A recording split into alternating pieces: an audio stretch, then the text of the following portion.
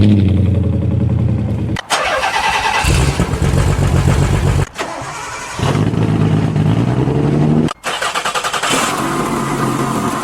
everybody, welcome to another episode of Car Addiction. Today we're going to talk about a Z1 Motorsports clutch and how horrible an Exedy clutch is. If this is your first time in my channel, I'm a huge Nissan enthusiast. I have one, two, and another one, 300ZX twin turbo, an MR2. I guess you're going to see that other video. I have a Nissan Xterra. Oh, and an R32 Skyline. Needless to say, I'm a huge Nissan enthusiast, and what we do over here is make huge financial bad decisions. If you're under the age of 21 years old and you're prone to making bad financial decisions, stop, watch a cat video, talk to your girlfriend, smoke some weed. It's all good. In Canada, it's legal. Alright, so let's do this. Last year, I bought a Exedy Stage 1 clutch kit for my twin turbo, and I installed it. It was installed according to spec. Don't know what happened. What's going on is these springs and that dust cover is hitting the pressure plate. So there is an issue with clearance, and I'm out of the warranty period. I barely drove 700 kilometers in that car. I was just breaking the clutch in, and I'm out of $900. It was $787 at Rock Auto, which was a cheaper price compared to anywhere else. It's an Exedy Stage 1 organic clutch plate. If anybody from Exedy is watching this video, you better reach out, because I'm not going to stop talking about it. Alright, now my rant is done. Today we're going to talk about the Z1 Motorsports clutch. The clutch I had in my hand is a stock 300ZX twin turbo clutch.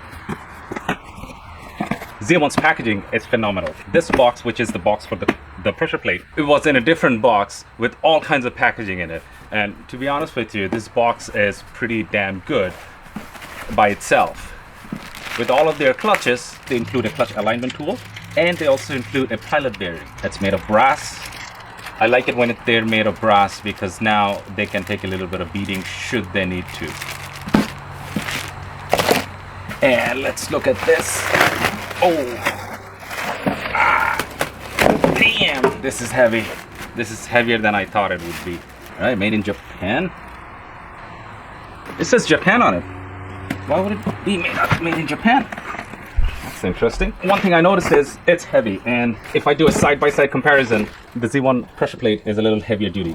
One thing I should let you guys know is I went with the mild performance plate instead of the stock one or the heavy duty one, because I do have plans to make some upgrades and 500 horse to the wheel. So since I'm doing the clutch and going forward, all I will do is buy the clutch, not the whole kit. That way it will be a lot cheaper. Z1 Motorsports, one thing they do which is a lot different than anybody else is they have a lot of meat on the pressure plate. Should you need to machine it for some reason, you can. That allows us users to beat the Jesus out of it and go through a couple of clutches without actually replacing the whole kit. Gives a lot more lifespan. And also being at heavy duty, that means I can reach my power goals without ever needing to replace this. The kit also comes with a pilot bearing, and the kit also comes with a release bearing, and I didn't realize they actually sent a Nissan release bearing, which is, again, props to you guys. Now, when I ordered the kit, I had a couple of options. I could have gone with a standard looking clutch. I could have gone with a clutch with a solid center in it, so that clutch is a little bit more jittery and a little bit more aggressive, but I went with this bad boy. It's a 6-puck with the springs in the middle. That way it handles some of the vibration off the driveline and makes a little less noise. This clutch is rated for about 450 foot-pounds of torque and about 600 wheel horsepower. So that's where my future goal is, and that's why I wanted to go with them. Now, you guys have to hit the subscribe button and the bell notification, because there will be a video coming up probably in a week or so where I will take it out for a drive, because I am so stoked and super excited to see how this drives. So cost-wise, the whole kit with the flywheel and the whole shebang, it was $338, and shipping through UPS, standard shipping was another $31. So it was all in all, with all the exchange, blah blah blah blah, it was about 480 Canadian dollars shipped to me. I cannot finish this video without giving a little shout out to the boys at Z1, because I placed that order last Friday noon, and within probably an hour or an hour and a half, I had the order confirmation email along with the tracking number where it says the product will be picked up from Z1 7 p.m. Eastern time. And that happened. Today's a Wednesday, you can discount Saturday and Sunday, so really it took about 2.5 shipping days, which is phenomenal. Like, guys at Exedy should listen to this. Anyway, my other option was, of course, going with a Luke clutch, a factory Luke setup from Rock Auto, and I saw the prices. It was about $270 shipped to me. But my question is, with my current power, I am close to 400 wheel horsepower. My issue is, right now I'm close to 400 wheel horsepower. That Luke stock clutch is redundant. I'm gonna spin, I'm gonna pulverize the whole thing. So I knew I had to go for an upgrade.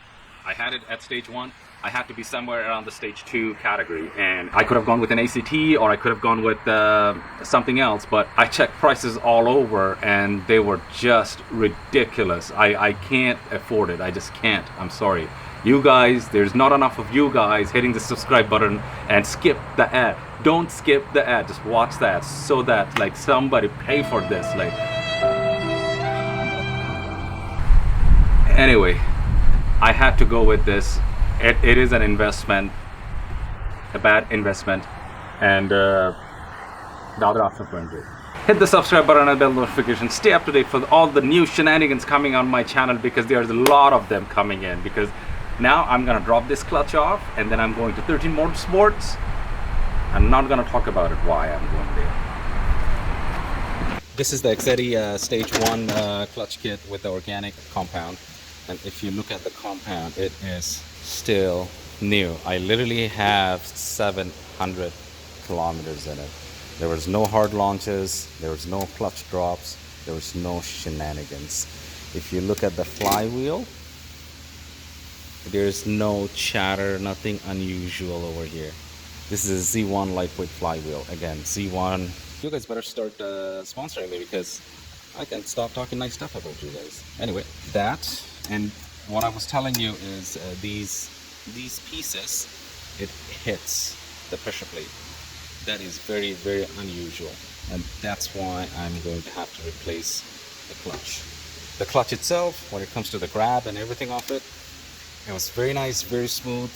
There was no shenanigans, and it held the power that I was putting it down. Even if you see the pressure plate, there's nothing unusual on the pressure plate. The unusual part was these pieces. I don't know which part would it be. It's hitting the pressure plate. That's Exedy. There's the number.